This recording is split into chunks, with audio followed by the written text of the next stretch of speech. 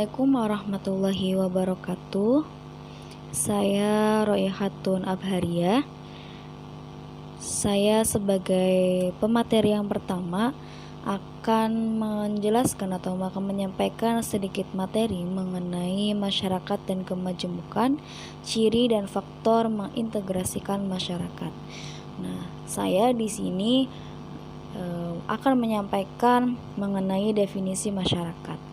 Nah, masyarakat menurut Murtada Mutahari dalam konsep masyarakat adalah sekelompok manusia yang terjalin erat karena adanya sistem tertentu, kemudian adanya tradisi tertentu, dan adanya konvensi dan hukum tertentu yang sama.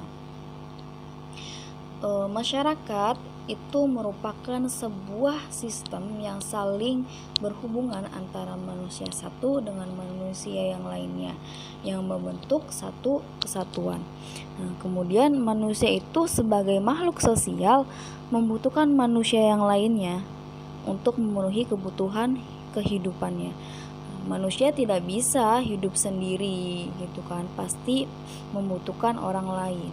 Nah, keberadaan masyarakat ini terjelma bukan karena ada satu saat dalam perjalanan waktu, tapi ia ada dalam setiap waktu.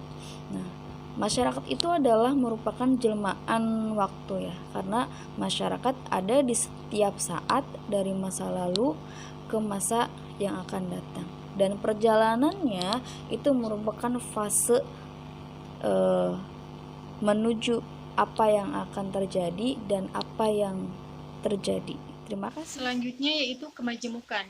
Kemajemukan merupakan karakteristik budaya yang juga dimiliki oleh bangsa Indonesia. Kemajemukan budaya tersebut merupakan kekayaan bangsa yang harus dijaga baik-baik oleh setiap warga negaranya. Kemajemukan juga disebut sebagai keberagaman.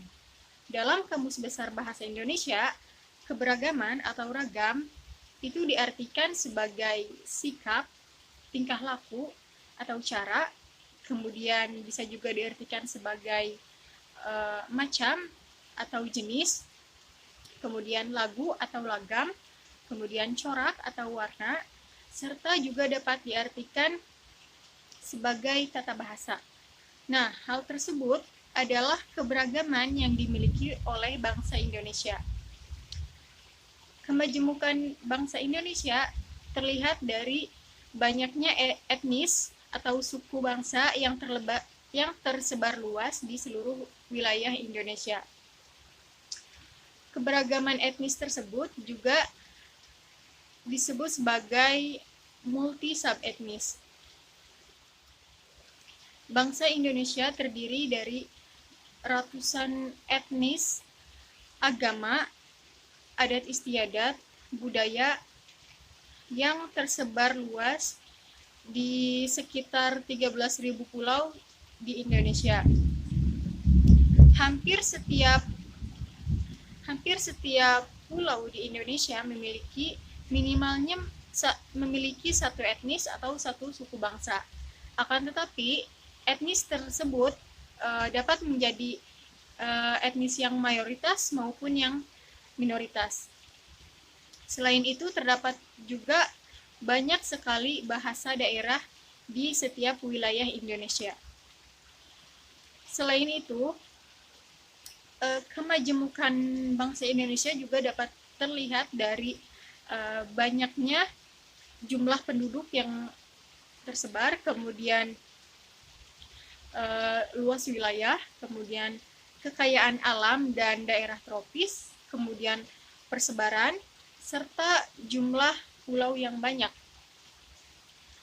Usman Peli dalam buku Ilmu Sosial dan Kebudayaan Dasar mengatakan atau mengkategorikan masyarakat multikultural itu menjadi dua bagian, dikategorikan ke dalam dua bagian, yaitu secara horizontal dan secara vertikal.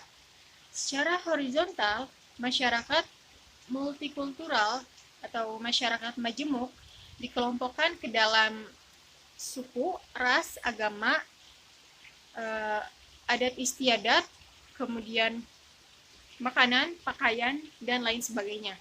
Sedangkan secara vertikal, masyarakat majemuk dikelompokkan ke dalam tingkatan pendidikan, kemudian penghasilan, kemudian status atau strata sosial, serta pemukiman individu tersebut. Baik, selanjutnya akan dilanjutkan oleh Saudari Bintang Mahathir. Assalamualaikum warahmatullahi wabarakatuh.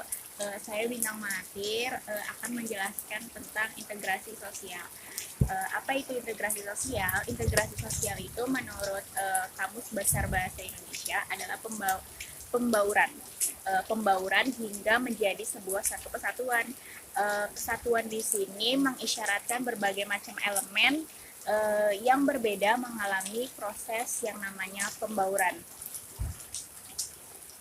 Integrasi sosial juga merupakan proses penyesuaian di antara unsur-unsur yang saling berbeda dalam kehidupan sosial.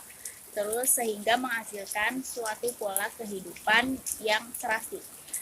Integrasi sosial juga dapat terbentuk apabila para anggota masyarakat bersepakat mengenai struktur kemasyarakatan seperti nilai-nilai, norma-norma, bahkan batas-batas tertentu ya. Terus keberhasilan dari suatu integrasi sosial ini adalah anggota masyarakat merasa bahwa mereka itu saling mengisi kebutuhan antara yang satu dengan yang lainnya, dan yang mempengaruhi cepat atau lambatnya proses dari integrasi sosial ini yaitu dilihat dari masyarakatnya. Jika masyarakat dalam homogenitas kelompok integrasi sangat mudah dicapai dan sebaiknya langsung dimiliki. Nah, efektivitas komunikasi juga menjadi salah satu yang mempercepat proses dari integrasi sosial.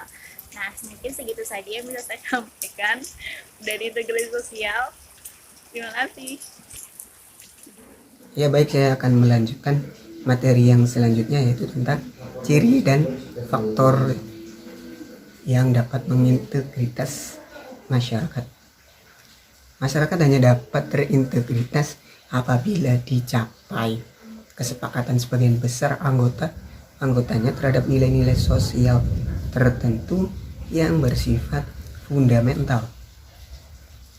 Adapun ciri-ciri yang dapat mengintegritas masyarakat: 1. Sumber daya manusia. 2. Keadaan ekonomi sosial masyarakat. 3. Sumber daya alam yang berbeda. 4. Tingkat pembangunan yang tinggi. 5. Sistem ekonomi yang berbeda. Adapun faktor yang dapat mendorong terjadinya proses integrasi sosial masyarakat, diantaranya yaitu menurut Rusman: 1. Pengakuan kebinekaan. Meskipun adanya perbedaan warna kulit, agama, ras, tapi toleransi harus tetap dijaga. Harus walaupun berbeda-beda tetapi tetap satu. Yang kedua, persamaan heterogenitas. Kemudian yang ketiga, perasaan saling memiliki. Ini lumayan penting, perasaan saling memiliki, karena ketika sudah ada perasaan saling memiliki, maka mereka pun akan lebih mudah untuk bekerja sama, untuk berkumpul, untuk gotong royong dan lain sebagainya, sehingga dapat tercipta integritas yang baik. 4. Tercapainya konsensus nilai-nilai dan norma-norma masyarakat. Ya, jadi masyarakat mampu menyepakati suatu kesepakatan seperti itu. Yang 5, norma-norma masyarakat konsisten dan tidak berubah-ubah. Kemudian yang ke-6, penanaman kesadaran.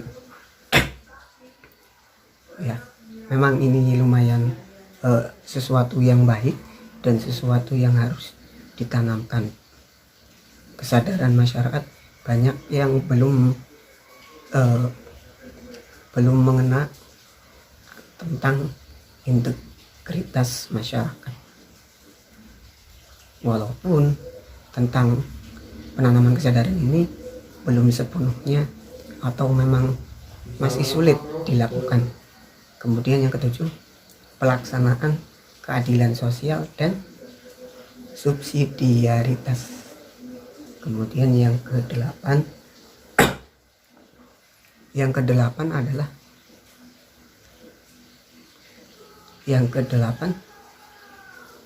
pengawasan yang sensitif, pengawasan sosial yang sensitif. Jadi tetap harus ada pengawasan. Kemudian yang kesembilan, tekanan dari luar. Ya, ketika suatu kelompok, suatu golongan ada tekanan dari luar, serangan atau apapun itu, mereka pasti ada rasa ingin bersatu. Seperti Indonesia dulu, mereka bersatu salah satunya karena mereka mendapatkan tekanan dari luar. Yang kesembilan, bahasa persatuan. Ya, menggunakan bahasa persatuan. Ya baik teman-teman, itu sedikit penjelasan dari saya. Semoga dapat difahami. Sekian, wassalamualaikum warahmatullahi wabarakatuh.